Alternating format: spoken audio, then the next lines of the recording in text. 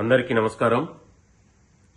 ఈరోజు గౌరవ మాజీ ముఖ్యమంత్రి కేసీఆర్ గారిని సిట్ అధికారులు పిలిచినటువంటి సందర్భంలో ఈరోజు మున్సిపల్ ఎన్నికల కోసమో లేకపోతే రాజకీయ కక్షల కోసమో ఇంకో దానికోసం కాదు. ఇది సుదీర్ఘంగా 2 సంవత్సరాల నుంచి జరుగుతున్నటువంటి ప్రక్రియ.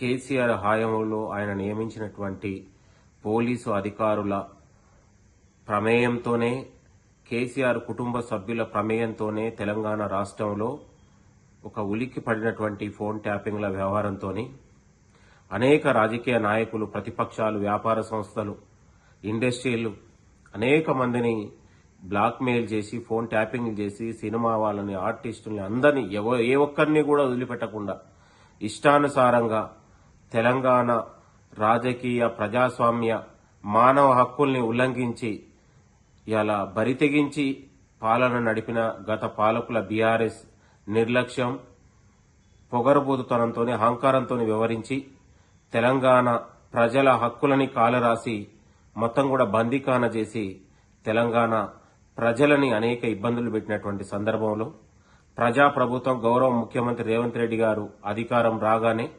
ఫోన్ ట్యాపింగ్ల వ్యవహారం బయటపడడంతో ఒక సిట్ విచారణ చేసి అందరినీ కూడా రాజ్యాంగబద్దంగా, చట్టబద్దంగా విచారిస్తున్నటువంటి తరుణంలో ఈరోజు బీఆర్ఎస్ నాయకుల ఆందోళనలు, అరాచకాలు, వాళ్ళ మాటలు చూస్తుంటే తప్పు చేసిన వాళ్ళు, లేకపోతే అనేక విధాలుగా ఇవాళ రాజ్యాంగాన్ని ఉల్లంఘన నడిపిన వాళ్ళు, తెలంగాణ వ్యవస్థని, రాజకీయ వ్యవస్థని, ప్రజాస్వామ్య వ్యవస్థని కూని చేసిన వాళ్ళకు కూడా మాఫీలు చేయాలి, మాకు కోర్టులు, చట్టాలు వర్తించవనే విధంగా వాళ్ళ బరితెగించి మాటలు చూస్తుంటే చాలా సిగ్గనిపిస్తా ఉంది.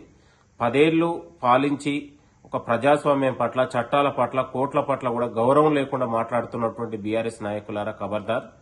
మీ ఉడత ఊపులకు, మీ తాటకు చప్పులకు ఈ ప్రజాప్రభుత్వం, గౌరవ ముఖ్యమంత్రి రేవంత్ రెడ్డి గారు భయపడే పరిస్థితి ఉండదనే విషయాన్ని మరొకసారి గుర్తు చేస్తా ఉన్నాను. ఈ చట్టానికి, ప్రజాస్వామ్యానికి, రాజ్యాంగానికి ఎవరు కూడా అతిథులు కారు. తప్పు చేసిన వాళ్ళు గొప్ప గొప్ప ఈ ప్రపంచంలో అనేక ప్రధానమంత్రులు, దేశ అధ్యక్షులకే ఉరిశిక్షలు వేసి జీవిత కారాగారాలు వేసినటువంటి పరిస్థితిని మనందరం చూసినాం. నిన్నగాక మొన్న ఒక దేశ ప్రధానికి కూడా ఇలా ఉరిశిక్ష అమలు చేసినటువంటి పరిస్థితి చూసినాం. కాబట్టి చట్టానికి ఎవరు అతిథులు గారు. తప్పు చేసిన వారు ఎవరు కూడా తప్పుని వాళ్ళు శిక్షను అనుభవించాల్సిందే.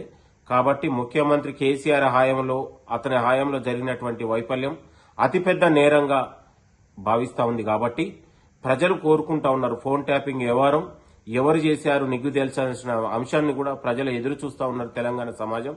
కాబట్టి ఈ ప్రజాప్రభుత్వం ఒక సిట్టును ఏర్పాటు చేసి, ఒక అటానమస్ గా ఒక ఐపీఎస్ తోనే ఏర్పాటు చేసినటువంటి సందర్భంలో దాన్ని సహకరించాలి. దాంట్లో ఉన్నటువంటి నిజాలు కూడా సమాజానికి తెలియాల్సిన అవసరం ఎంతైనా ఉందని కూడా మీ అందరికీ కోరుతా ఉన్నాను. దయచేసి బీఆర్ఎస్ నాయకులు మేము తెలంగాణను అట్టడికిస్తాం, ఇది చేస్తాం, అది చేస్తామంటే ఖబర్దార్. మీ ఉడత ఊపులకు ఎవరు కూడా భయపడే పరిస్థితి ఉండదు. మరొకసారి నేను తెలియజేస్తా ఉన్నాను, ఎవరైనా తప్పు చేసిన వాళ్ళు ఎవరు కూడా సహకరించాల్సిందే. దాంట్లో ఉన్నటువంటి వాస్తవాలు బయటికి రావాల్సిందే. తెలంగాణ సమాజం ఎదురు చూస్తా ఉందనే విషయాన్ని కూడా మరొకసారి గుర్తు చేస్తా ఉన్నాను. చట్టానికి ఎవరు కూడా అతిథులు గారు, చట్టానికి ఎవరు చుట్టాలు గారు. తప్పు చేస్తే ఎవరినైనా శిక్షిస్తాం, ఎవరినైనా అరెస్ట్ చేస్తుంది మనం కాదు. అది రాజ్యాంగబద్దంగా, చట్టబద్దంగా, ప్రజాస్వామ్యబద్దంగా ఈ ప్రభుత్వం ముందుకెళ్తా ఉంది. మేము రాజకీయ కక్షలకు గాని, రాజకీయ కుట్ర కోణంలో ఎలాంటి అవకాశాలకు తెలంగాణ తావు ఇవ్వట్లేదు. మేము తెలంగాణ రాష్ట్రంలో ప్రజాస్వామ్యాన్ని, ఒక స్వేచ్ఛను, ఒక స్వయం పాలనను రాజ్యాంగబద్దంగా, ప్రజాస్వామ్యబద్దంగా కాంగ్రెస్ ప్రజాపాలన కొనసాగుతా ఉంది. ఎవరిపైన కూడా రాజకీయ కక్షలకు అనే అవకాశం లేదు. దయచేసి మాట్లాడేటప్పుడు బీఆర్ఎస్ నాయకులు ఒళ్ళు జాగ్రత్త పెట్టుకుని మాట్లాడాలి. మేము చట్టపరంగా, రాజ్యాంగబద్దంగానే వ్యవహరిస్తుంది తప్ప ఎక్కడ కూడా ఎలాంటి ఉల్లంఘనకు ఈ ప్రభుత్వం పాల్పడలేదన్న విషయాన్ని మరొకసారి గుర్తు చేసుకోవాలి. కాబట్టి ఫోన్ ట్యాపింగ్ల వ్యవహారం అత్యంత పెద్ద నేరంగా మనం అందరం కూడా భావించాల్సిన అవసరం ఉంది. ఈ ప్రమేయంలో, ఈ కేసులో ఎంతటి వారున్నా కూడా బయటికి రావాలని కూడా మేము కోరుతా ఉన్నాం. Thank you. నమస్తే. Chinagani Dayakar, Congress party general secretary. నమస్తే.